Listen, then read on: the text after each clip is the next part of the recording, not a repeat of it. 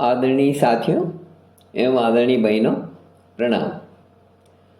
हम जो प्राकृतिक चिकित्सा की बात करते हैं, हम जो किचन थेरेपी की बात करते हैं, वह दर्शन में है क्या? प्राकृतिक चिकित्सा प्रणाली का क्या अर्थ है?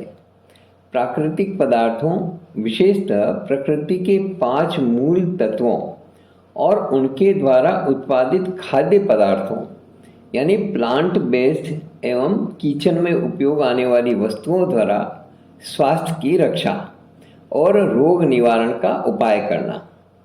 जब तक मनुष्य स्वाभाविक और सीधा साधा जीवन व्यतीत करता रहता था, तब तक वह बिना अधिक सोचे विचारे भी प्रकृति की इन शक्तियों का प्रयोग करके लाभान्वित होता रहता था।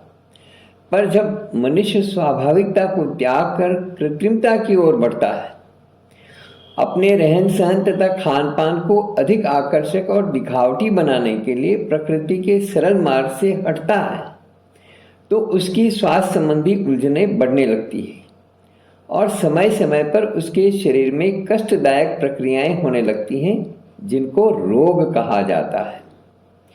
इन रोगों को दूर करने के लिए अनेक प्रकार की चिकित्सा प्रणालियां आजकल प्रचलित हो गई हैं, जिनमें हजारों तरह की औषधियों का उपयोग किया जाता है। खास करके तीव्र जहरीले द्रव्यों, मांसाहार जिसमें पशुओं की चर्बी, मछली के तेल, हड्डियों, अन्य जीवाणुओं आदि तथा नशीले पदार्थों का प्रयोग किया जाता है। इन तीव्र दवाओं से जहाँ कुछ रोग अच्छे होते हैं, वहाँ उन्हीं की प्रतिक्रिया से कुछ अन्य व्याधियाँ, अन्य रोग उत्पन्न हो जाते हैं और संसार में रोगों के घटने के बजाय नित्य नवीन रोगों की वृद्धि होती जाती है। हमारे देश में अति प्राचीन काल से प्राकृतिक पंच तत्वों की चमत्कारी शक्तियों का ज्ञान था और उनका विधिवत प्रयोग भी किया जाता था। और तो और हमारे वेदों में भी, जिनको अति प्राचीनता के कारण अनादि माना जाता है और जिनका उद्भव वास्तव में वर्तमान मानव सभ्यता के आदि काल में हुआ था, प्राकृतिक चिकित्सा के मुख्य सिद्धांतों का उल्लेख है। ऋग्वेद का एक मंत्र देखिए, आपह इद्वा उभेशजी रापो अमी वचना वचातनीह आपह सर्वस्य भेषजिस्तास्ते कृष्णवंतु भेषजम।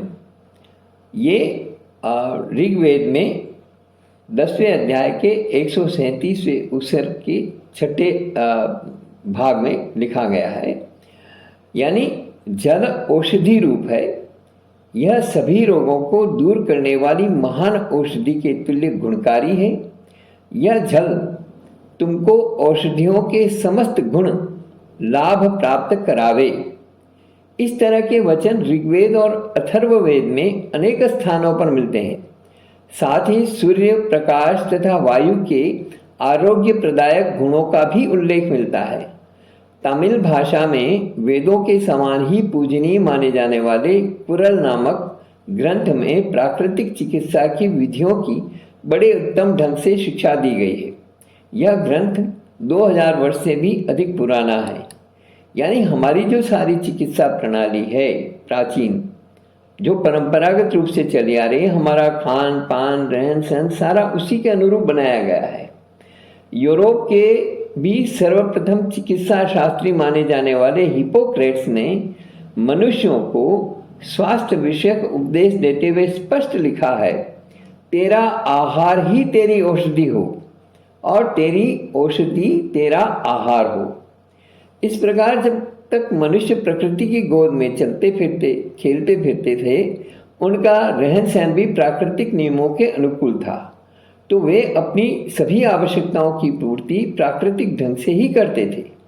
पर जैसे जैसे बड़े आदमियों, सो कॉल्ड बड़े आदमियों, रईसजादों के रहन सहन में भोग विलास की अधिकता होने लगी और उसकी पूर्ति के लिए भांति भांति के कृत्रिम उपायों का प्रयोग भी बढ़ने लगा, साधारण लोग भी उनकी नकल करके नकलची चीज़ों को अधिक सुंदर और आकर्षक समझने लगे। लोगों का स्वास्थ्य निर्बल पड़ने लगा और तरह तरह के रोगों की वृद्धि होने लगी। अब कालक्रम से यह अवस्था बहुत ज़्यादा बिगड़ गई है और संसार की जनसंख्या तरह तरह के भयानक तथा गंदे रोगों के पंजे में फंस गई है। अब समय आ गया है जब कृत्रिम आहार विहार की हानियों को समझ करके इंसान और इंसानियत को बचाने के लिए प्रकृति की ओर लौटो, बैक टू नेचर का नारा बुलंद करना जरूरी हो गया है।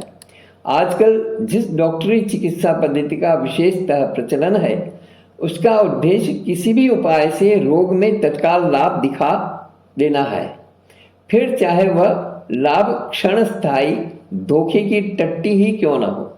हम देखते हैं कि अस्पतालों में एक एक रोगी को कई कई दिनों तक बहुत सी दवाएं, तीव्र इंजेक्शन्स दिए जाते हैं। कई दवाएं तो जिंदगी भर लेने को बाध्य किया जाता है, चाहे वह थायराइड हो, चाहे शुगर हो, डायबिटीज़, चाहे बीपी हो। इस तरह से कई जो दवाइयाँ हैं वो ज़िंदगी भर लेने के लिए बाध्य किया जाता है। पर एक शिकायत ठीक होती है तो दूसरी उत्पन्न हो जाती है। पर पीड़ा के कुछ भी अंशों में मिटते रहने के कारण लोग इन बाह्य चिन्हों की चिकित्सा के फेर में पड़े रहते हैं। थोड़ा बहुत जो लाभ मिलता है तात्कालिक रूप से, उससे लोगों को लगता है कि मैं ठीक हो रहा हूँ और उस चक्कर में वो आगे से आगे उस कुछ चक्र में फंस जाते हैं। जबकि पूरी तरह कोई भी ठीक नहीं होता, कोई भी बीमारी पूरी तरह ठीक नहीं होती। इसके विपरीत प्राकृतिक चिकित्सा में और उनके साइड इफेक्ट्स के कारण नई नई बीमारियां पैदा होती है। जबकि इसके विपरीत प्राकृतिक चिकित्सा में रोगों के विभिन्न नामों तथा रूपों की चिंता न करके उनके मूल कारण पर ही ध्यान दिया जाता है और उसी को निर्मूल करने का प्रयत्न किया जाता है। इतना ही नहीं, इस चिकित्सा का वास्तविक लक्ष्य केवल शारीरिक ही नहीं वरन मानसिक और आध्यात्मिक स्वास्थ्य प्राप्त करना भी है, क्योंकि मानसिक तथा आध्यात्मिक सुधार के बिना शारीरिक स्वास्थ्य स्थायी नहीं हो सकता। इसलिए भारतीय चिकित्सा प्रणाली में जहाँ शुद्ध आहार विहार का विधान है, शास्त्रों में कई प्रकार के आहारों, है ना, सात्विक भोजन, तामसिक भोजन, अलग अलग तरह की सारी चीज़ें होती हैं और उनका विस्तृत विवेचन किया गया है। वहीं उच्च और पवित्र जीवन व्यतीत करने पर भी जोर दिया गया है। अपना और दूसरों का जीवन बचाइए, हमारी किचन थेरेपी अपनाइए, प्रकृति की ओर लौटिए और 100% रिजल्ट पाइए। धन्यवाद।